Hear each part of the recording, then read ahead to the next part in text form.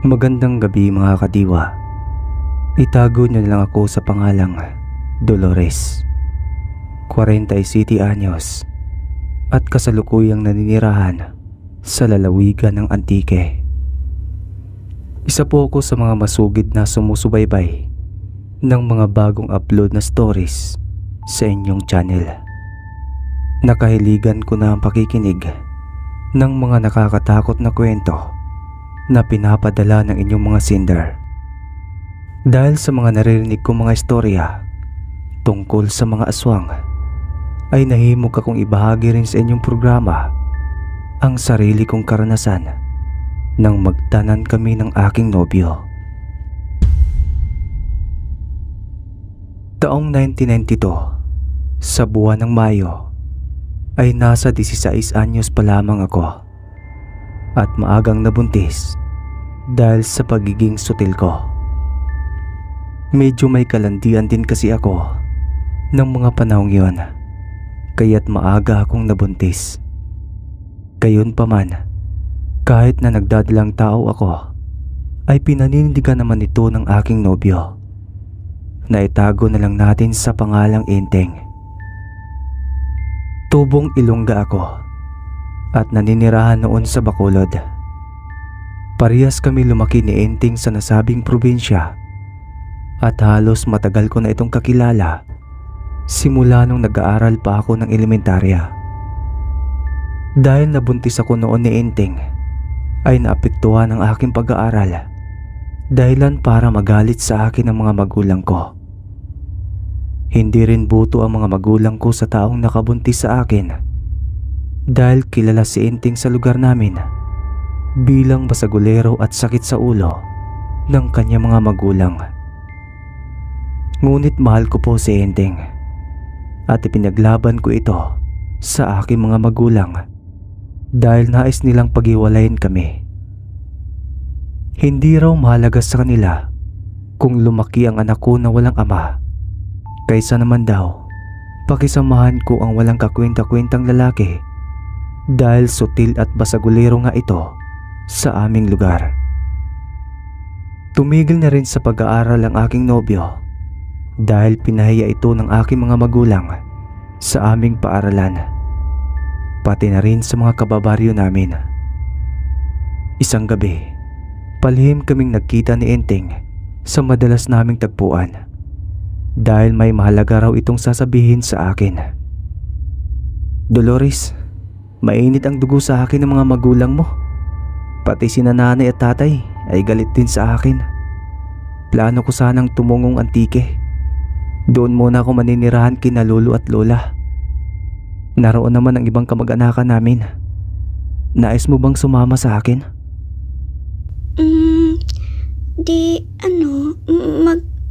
Magtatanan tayo, Enteng. Parang gano'n na nga. Ano, Dolores, sasama ka ba? Oo, Enteng. Sasama ako sa'yo. Ayaw kong magkalayo tayo. Hindi rin ako papayag na isisilang ko ang sanggol na walang kinikilalang ama.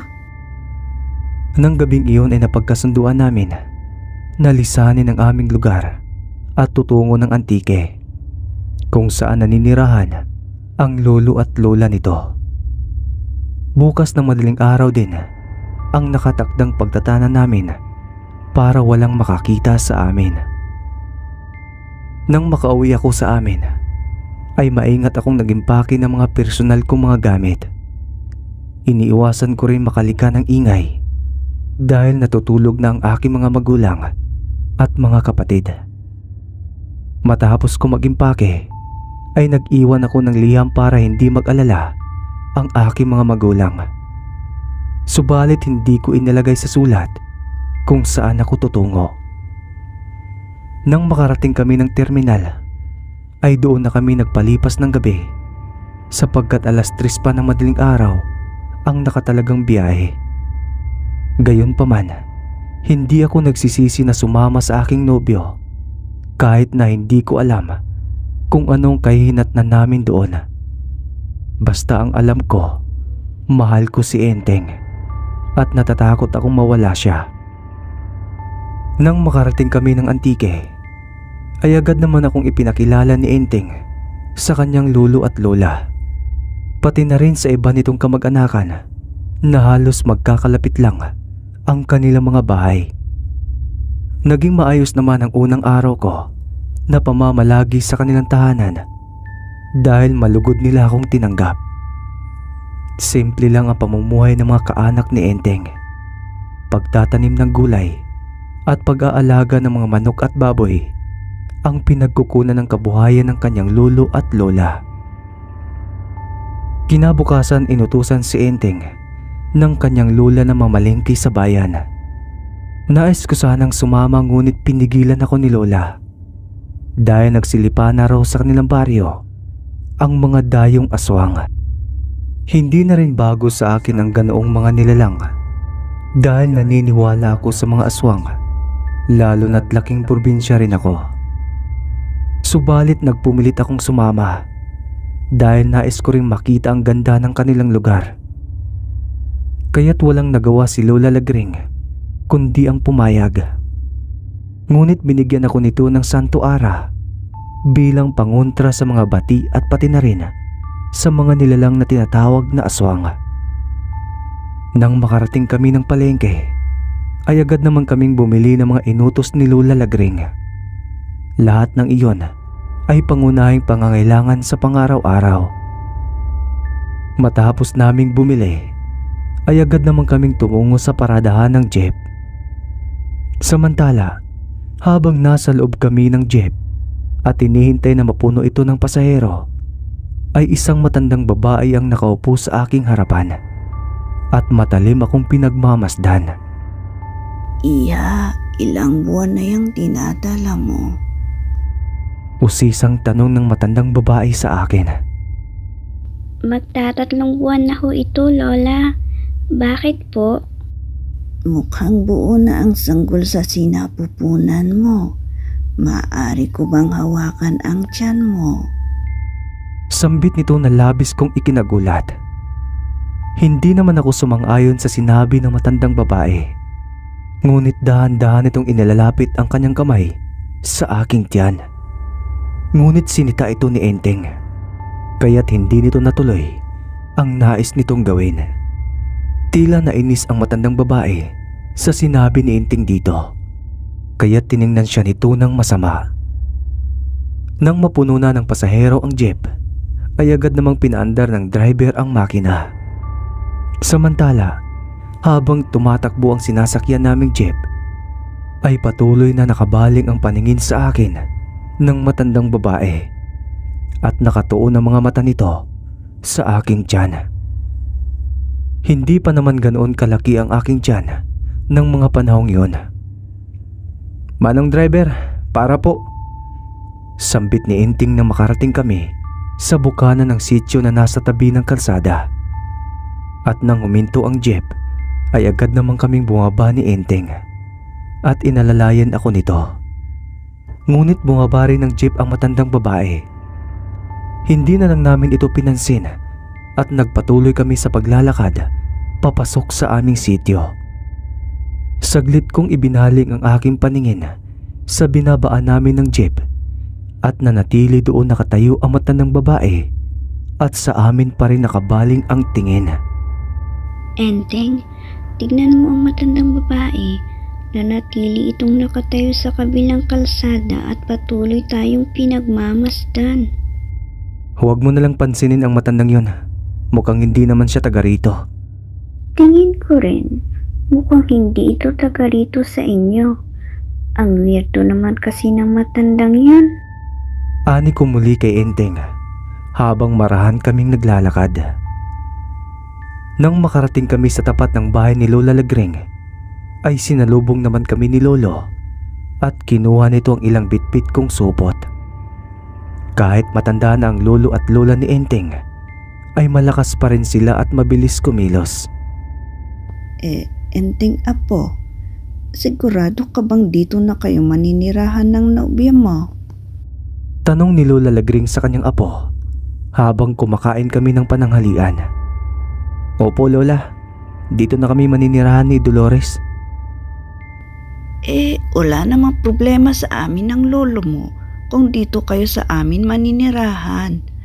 Pabor pa nga sa akin iyon dahil may kasama na kami dito sa bahay. Ang iniisip ko, paano na lang kung malaman ng mga magulang ni Dolores na nandito siya? Malaking problema iyon. Lola, huwag po kayong mag-alala. Hindi naman po malalaman ng mga magulang ko na nandito kami sa Antique. Mabuti naman kung ganon. Umiiwas lang kami sa gulo, iha. Enteng, ano na ang plano mo? Huwag mong sabihin na porki nasa poder ka namin, ay tatambay ka na lang dito sa aming tahanan. Isipin mo, buntis ang kinakasama mo. Kailangan mo ring kumilos para makapag-ipon ka ng mga pangangailangan ng kinakasama mo. Kilala kita, apo. Huwag kang tatamad-tamad dito. Tanong naman ni Lolo sa kanyang apo na tila pinagsasabihan. Si Lolo naman, pinapahiya ako sa harap ni Dolores. Magtatrabaho naman ako. At saka habang wala pa akong trabaho, tutulungan ko muna kayo sa pagtatanim at pag-aalaga na rin ng mga hayop. Wika naman ni Enteng na halatang napahiya sa sinabi ng kanyang lolo dahil totoo naman ang sinasabi nito. Iwan ko ba kung bakit mahal na mahal ko si Enteng kahit na alam ko ang karakas nito. Likas na rin noon ang pagiging tamad nito. Hindi kita pinapahiya, Enteng. Sinasabi ko lang kung anong tama at dapat mong gawin. Ay nako, kayo talagang kabataan. Ang hilig pumasok sa gulo. Sambit muli ni Lolo at napasinghal pa ito. Matapos namin mananghalian, ay tinulungan ko si Lola Lagring sa pagliligpit ng pinagkainan, habang si Enteng naman ay sumama kay Lolo tumungo sa likod bahay kung saan nakasadlak ang tangkalan o kulungan ng mga alaga nitong mga hayop. Nalilibang naman ako tuwing nakakasama ko si Lola Lagring dahil pala kwento ito. Kahit matanda na ito, ay makwela pa rin itong kausap. Kinagabihan ng araw na yon, habang tahimik ang paligid at nasa kasarapan na ng tulog sina Lolo at Lola, pati na rin si Enteng ay hindi pa rin ako dinadalaw ng antok. Tila naging madamot sa akin ang gabi. Saglit akong bumangon sa pagkakahiga at tumungo sa kusina para uminom ng tubig. Nanunuyo kasi ang lalamunan ko at tila maalinsangan din ang panahon. Habang umiinom ako ng tubig, ay nakaririnig ako ng mahihinang huni ng tiktik. Ito ay isang ibon na alaga ng aswang. Ayon sa kasabihan, kapag mahina raw ang huni ng tiktik, ay malapit lang ito, na ang ibig sabihin ay nasa malapit lang ang aswang.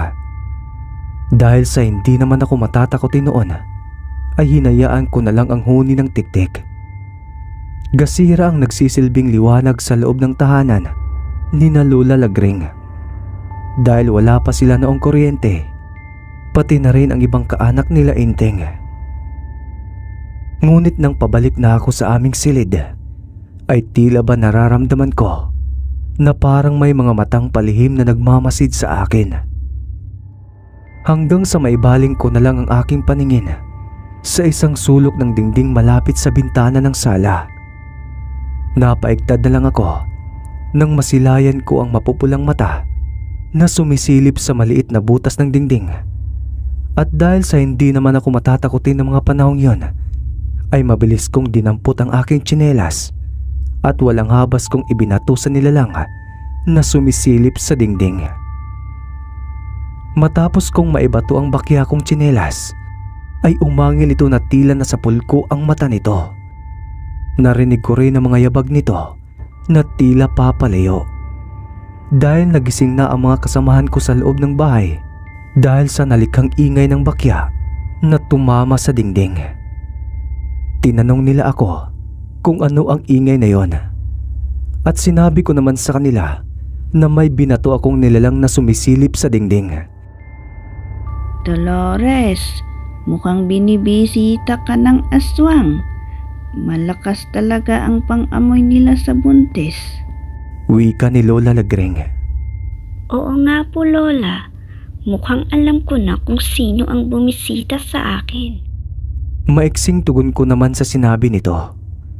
Hinala ko kasi na aswang ang matandang nakasabayan namin sa jeep kaninang umaga. Simula nang bisitahin ako ng aswang at batuhin ko ito ng bakya, ay hindi na ako muling dinalaw pa nito.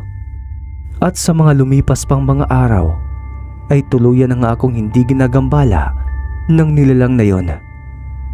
Ngunit lumipas ang isang linggo, ay isang pangyayari ang hindi ko inaasahan. Sa kasagsagan ng gabi, habang mahimbing kaming natutulog, ay nagising na lang ako sa maalinsangang panahon at nadadama ko rin na tila may gumagapang at kumikislot sa maumbok kong tiyan. Napamulat at nagilalas na lang ako nang makita ko ang makintab na sinulid na tumutusok sa aking tiyan at pinipilit na pumasok sa loob ng aking kalamnan. Kaya pala nakakaramdam ako ng hapdi at kirot sa aking tiyan. Sinipat ko ng tingin kung saan ito nagmumula at napasigaw na lang ako nang makita ko ang ulo ng aswang na nakausli sa bubungan na gawa lang sa pawid. Sinira at binutas nito ang bubong upang makapasok ang kanyang ulo, sapagkat dila pala ng aswang ang makintab na sinulid na sumusuksok sa maumbok kong tiyan. Dahil sa senaryong iyon ay napasigaw ako ng malakas. Nagising naman si Enting at natataranta kung ano ang kanyang gagawin dahil sa nalimpungatan ito sa mahimbing nitong pagkakatulog. Enteng, may aswang sa bubungan. Sambit ko rito sabay turo sa mahabang dila ng aswang na unti-unting bumabalik sa bibig nito. Naghanap si Enting ng bagay na pwedeng ipanlaban sa aswang dahil wala man lang matulis o matigas na bagay sa loob ng aming silid. Nagulat na lang kami ni Enting nang umangil ang aswang habang pagapang-gapang sa bubungan. Hindi kasi ito makababa sa bubong sa hindi ko malamang kadahilanan. Sapagkat ng gabing yon ay naririnig namin ni Enting ang busis ni Lolo at Lola sa labas ng bahay. Pati na ang ilang kaanak ni Enting ay nasa labas na rin at pinagmumura nila ang nasabing aswang. Magkasama kaming lumabas ng bahay ni Enting upang alamin ang kaganapan. At nang makalabas kami ng aming tahanan ay ibinaling ko ang aking paningin sa itaas ng bubungan at nakita ko ng malapitan ang kabuuan ng aswang. Hubot-hubad ito, maputla at makintab ang balat. Nahalatang naligo ito sa malansang langis. Buwagag ang mahaba nitong buhok na may mapupulang mga mata. Nagtataka rin ako kung bakit hindi ito makababa sa bubungan upang tumakas, sapagkat napapaligiran na ito ng ilang kababaryo ni Lola Lagring dahil nagising na rin sila sa ingay ng mga kaanak ni Enting. Dahil sa pangyayaring yon ay kinuyog ng taga-baryo ang aswang na nasa bubungan. Pinagtutulungan nila itong patayin gamit ang mahabang kawayan na may karit sa dulo na ginagamit sa pagkakarit ng niyog. Halos duguan ang aswang nang bumagsak ito sa lupa at doon nila ito tuluyang pinatay. Matapos nilang paslangin ang aswang ay bumalik ito sa dating anyo bilang tao. At hindi nga ako nagkamali ng hinala dahil ang matandang babae nga ang nasabing aswang. Nang gabing iyon ay sinunog nila ang katawan ng dayuhang aswang. Inayos na rin ni Enting ang nasirang bubong doon sa aming silid. Kinabukasan, habang nag-aagahan kaming lahat sa hapagkainan, ay naisipan kong tanungin si Lola Lagring kung bakit hindi makababa sa bubungan ang aswang na parang may kinakatakutan. Lola Lagring, bakit po hindi makababa ang matandang aswang kagabi sa bubungan? Kung tutuusin ay kaya naman nitong tumalon upang tumakas. Usisang tanong ko rito. Alam mo Dolores, nang sumigaw ka ng malakas kagabi ay agad naman kaming nagising ng lolo mo. Nag-aligaga nga akong lumabas ng bahay, bitbit ang walis tingting. Ipinatayo ko ito sa labas ng ating tahanan, sa gilid ng dingding para hindi ito makababa at makatakas. Kasi isa ang walis tingting sa kinatatakutan ng mga aswang. Paliwanag naman ni Lola sa tanong ko. Dahil sa sinabi ni Lola Lagring ay malinaw na sa akin ang lahat. Sa mga nagdaan pang mga buwan ay isinilang ko ang isang malusog na sanggol. Naging ulirang ama naman si Enteng at hindi kami pinababayaang mag-ina. Nagsusumikap ito magtrabaho para maibigay ang mga pangangailangan ng aming anak. At sa paglipas pa ng ilang buwan ay pinag-aral ako muli ni Enteng. At si Lola naman ang nag-aalaga sa aming anak tuwing papasok ako sa eskwela. Dahil sa pagsusumikap namin ni Enteng ay nakapagtapos ako ng pag-aaral at nakahanap ako ng magandang trabaho. Lahat ng kinikita namin ni Enteng ay napupunta ang kalahati kina lolo at lola bilang pagtanaw ng utang na loob. Hanggang dumating sa punto na tinanggap na si Enteng ng aking mga magulang bilang asawa ko noong naisipan naming magbakasyon sa Bacolod. Hindi maipinta ang labis na kasiyahan ng aking mga magulang nang makita nila ang kanilang apo. Humingi naman ako ng tawad sa mga magulang ko dahil sa pagiging sutil ko. Ngunit pinilit kong baguhin ang aking sarili kasama ang pinakamamahal kong lalaki. Hanggang dito na lamang po ang aking kwento. Sana'y magbigay aral din ito sa mga taong nakarinig ng aking istorya na hango sa tunay kong karanasan. Ika nga nila, hindi pa huli ang lahat upang ikay magbago. Minsan ang pagkakamali ay siyang nagbibigay daan upang maging matatag tayo at matuto sa tamang landas. Lubos na gumagalang, Dolores ng Antique.